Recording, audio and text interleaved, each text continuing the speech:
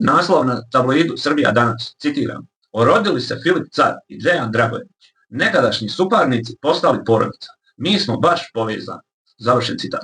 I sada u tekstu, da ne iznosim, da ne citiram dalje, vidim da tabloidi pišu ono što je Dejan izjavljivao kod Lune kada je gostovao u njenom podcastu Bunker, i vidim da pišu da su Dejana pitali za Filipa Cara i da je Dejan otkrio šta se novo dešava kod njih, da je Dejan ispričao da su njih dvojica sada povezani familijarno.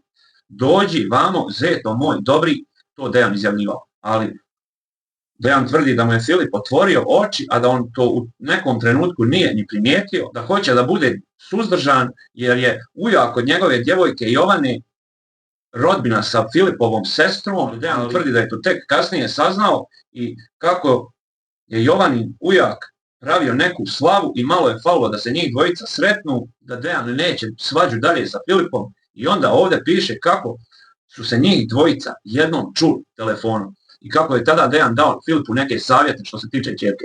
Da li ja govorim već neko vrijeme da mi se čini da su se Dejan i Filip pomirili?